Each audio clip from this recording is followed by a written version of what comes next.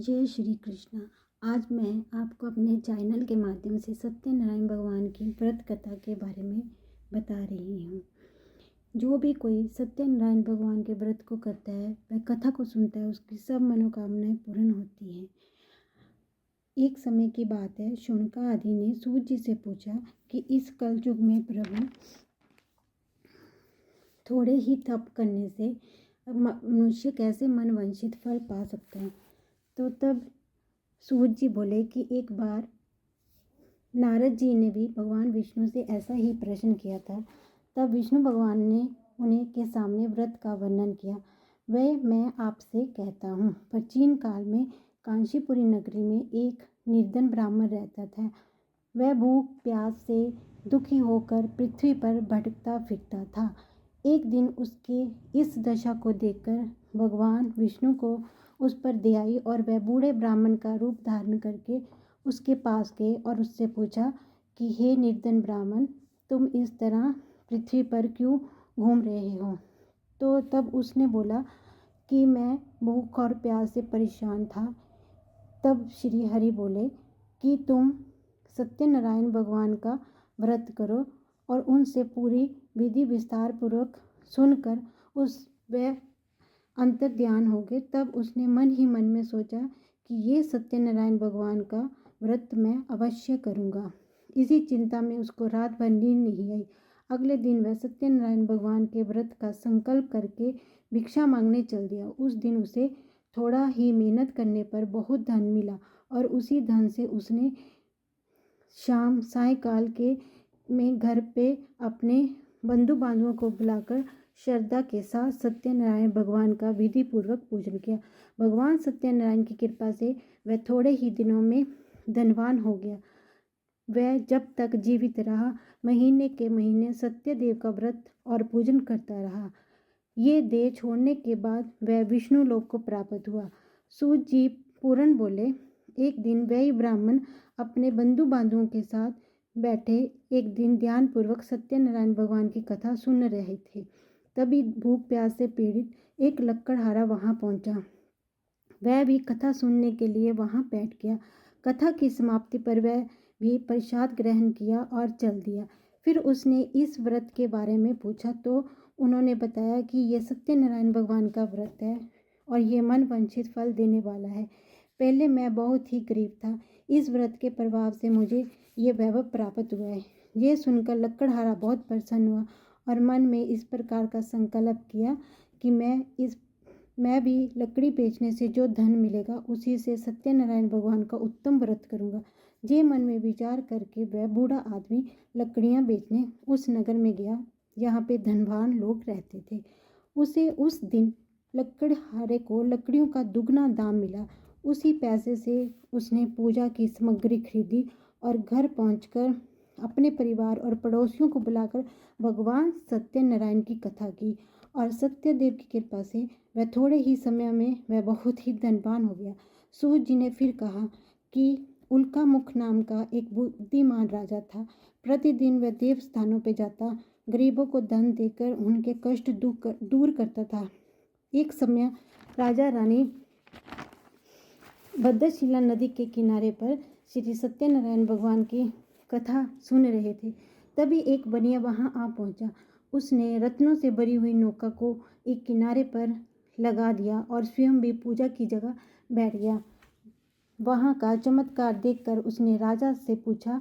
राजा ने बताया कि हम सत्यनारायण भगवान का पूजन कर रहे हैं। ये सभी मनोकामनाओं को पूर्ण करने वाला है। राजा से ये वचन सुनकर प्रसाद ग्रहण किया और अपने घर को चल दिया। घर पहुंचकर अपनी पत्नी को व्रत के बारे में बताया और संकल्प किया, मैं भी संतान होने पर इस व्रत को करूंगा। उसकी पत्नी का नाम लीलावती था। सत्यदेव की कृपा से वह कुछ ही महीनों में गर्भवती हो गई और 10वें महीने में पूर्ण होने पर उसने एक कन्या को जन्म दिया। कन्या का नाम कलावती रखा गया और वह चंद्रमा की कलाओं के समान प्रतिदिन बढ़ने लगी। एक दिन अवसर पाकर अपने पति को व्रत करने की बात याद लाई। उसने कहा कि मैं ये व्रत कन्या के विवाह पर करूँगा। ये कहकर वह अपने कारोबार पर लग गया। जब वह कन्या परिवार के विवाह के योग्य हुई, तब उसने दूतों को बुलाकर कंचनपुर नगर में एक सुंदर, गुणवान, बुद्धिमान बनिए के साथ विवाह कर दिया। फिर भी सत्यनारायण भगवान का व्रत नहीं किया। इससे वह भगवान उससे अप्रसन्न हो गए। कुछ ही दिनों बाद बनिया अपने दामाद के साथ लेकर समुद्र के किनारे रत्नासारपुर नगर में व्यापार करने लगा। एक दिन रत्नासारपुर के राजा चंद्रकेतु के खजाने से चोरों ने बहुत सारा धन चुरा लिया। राजा के सिपाही चोरों का पीछा कर रहे थे।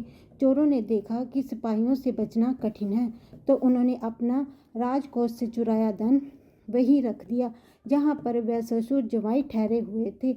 जब राजा के सिपाहियों ने साधु वैश्य के पास राजा के धन को देखा तो दोनों को बांध कर ले गए और प्रसन्नता से राजा से बोले कि हे राजन, हम दोनों चोर पकड़ कर लाए हैं, देख कर आज्ञा दे।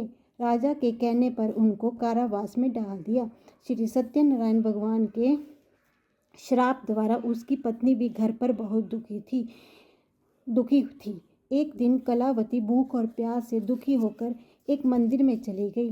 वह सत्यनारायण भगवान की कथा हो रही थी और वहीं बैठकर उसने कथा सुनी और प्रसाद लेकर रात होने पर घर पहुंची तो माता ने देरी का कारण पूछा, पर उसने सब बात बता दी। उसकी बात सुनकर लीलावती को अपने पति की भूल याद आ गई और वह श्री सत्यनारायण भगवान से प्रार्थना करने लगी कि मेरे पति ने जो भूलवश आपका व्रत नहीं किया, उसके लिए आप उनको क्षमा करें और मैं आपका विधि पूर्वक पूजा और पाठ कीर्तन करूंगी। वह कृपा करके आप हमारे अपराध क्षमा कर दीजिए। लीलावती की प्रार्थना से भगवान सत्यदेव उन पर प्रसन्न हो गए। उसी रात सत्यदेव भगवान ने राजा चंद्रकेतु को सपने में दर्शन दिए और कहा कि उन दोनों बनियों को जेल से छोड़ दे और उनका जो भी धन लिया है उनको वापस दे दो, नहीं तो तुम्हारा पुत्र पात्र समेत तुम्हारा राज्यपाट नष्ट कर दिया जाएगा। इतना कहकर सत्यदेव अंतर्ध्यान हो गए और राजा ने सवेरे होते ही दोनों बनियों को जेल से छोड़ दिया और उनका धन उनको वापस कर दिया और बहुत सम्मान के साथ उनको विदा किया। वह दोनों अपने घर की तरफ लौट गए। तभी सत्यनारायण भगवान सन्यासी की वेश में उनके समीप आए और बोले, तुम्हारी नौका में क्या है? बनिया ने कहा, नौका में तो फूल और पत्ते हैं। सन्यासी ने कहा, तुम्हारा वचन सत्य हो। स्वामी के जाने पर देखा तो नौका तो हल्की हो गई, तो उसने देखा नौका में तो फूल पत्ते हैं, परंतु दामाद ने कहा कि इस तरह हड़बड़ाने से कुछ नहीं होगा, हमें उस दंडी स्वामी के पास जाना चाहिए, ये उनकी करामात है। उनसे प्रार्थना करते हैं, फिर से पहले जैसा ही सब कुछ हो जाएगा। दंडी स्वामी के पास जाकर प्रार्थना की और उनसे क्षमा मांगी तो सत्यदेव की कृपा से उनकी नाव फिर से धन से परिपूर्ण हो गई। तब उन्होंने सत्यदेव भगवान की पूजा की, कथा सुनी और अपने घर को चल दिए। अपने नगर के समीप पहुंचकर अपने आने का समाचार भेज दिया। उसी समय भगवान सत्यनारायण की लीलावती कथा सुन रही थी। उसने अपनी पुत्री कलावती से कहा कि तुम्हारे पिता और पति आ गए हैं, मैं उनके स्वागत के लिए चलती हूँ, तुम भी प्रसाद लेकर नदी के किनारे पहुँच जाना। कलावती प्रसन्नता के कारण इतनी मुग्ध हो गई कि वह कथा का प्रसाद लेना भूल गई और तुरंत ही नदी के किनारे पहुँच गई। वह जैसे ही नदी के किनारे पहुँची, उसके पति को नौका जल में डूब गई और ये देखकर बनिया छाती पीटकर हाहाकार करने लगा। लीलावती भी दामाद को शोक में विलाप करने लगी और कलावती अपने पति की खड़ाऊ लेकर सती होने ही लगी। तभी आकाशवाणी हुई कि ये कन्या सत्यनारायण भगवान के प्रसाद का निरादर करके अपने पति से मिलने के लिए दौड़ी आई है। यदि ये प्रसाद ग्रहण करेगी तो इसका पति इसे फिर से मिल जाएगा। यह सुनकर वह वापस कलावती घर की ओर गई और सत्यनारायण भगवान का प्रसाद लेकर नदी के किनारे आई। क्या देखती है कि उसका पति समेत नौका जल में तैर रही है। बनिया भी प्रसन्न हो गया और घर लौट गया। वह जब तक जीवित रहा तब तक सत्यनारायण भगवान का व्रत करता रहा। इसके पश्चात सूत जी बोले, तंग ध्वज नाम का राजा वन में शिकार खेलने को गया। उसने देखा कि एक बरगद के वृक्ष के नीचे ग्वाले सत्यनारायण भगवान जी की कथा सुन रहे थे। राजा देखकर भी अभिमानवश वहाँ नहीं गया और ना ही नमस्कार किया। जब ग्वालों ने श्री भगवान का प्रसाद उसके सामने रखा तो वह प्रसाद त्याग कर अपनी नगरी को चला गया। जाकर उसने देखा सब कुछ नष्ट हो गया तो वह जान गया कि ये सब भगवान ने ही किया है। तब वह श्रद्धापूर्वक ग्वालों के पास गया और विधि पूर्वक पूजन करके प्रसाद खाया तो श्री सत्यनारायण भगवान की कृपा से सब कुछ पहले जैसा हो गया। फिर दीर्घ काल तक सुख भोगकर स्वर्गलोक को गया। जो भी इस दुर्लभ व्रत को करता है भगवान की कृपा से उसे धन धान्य की प्राप्ति होती है, संतानहीनों को संतान की, बंदी को बंधन से मुक्ति मिलती है, निर्धन को धन की प्राप्ति होती है और सब मनोरथ पूर्ण होते हैं। बोलो सत्यनारायण भगवान की जय। श्रीमन नारायण नारायण नारायण, श्रीमन नारायण नारायण नारायण, श्रीमन नारायण नारायण नारायण। जय हो सुनने वालों का भी भला, कथा सुनाने वालों का भला। ओम श्री विष्णु हरि।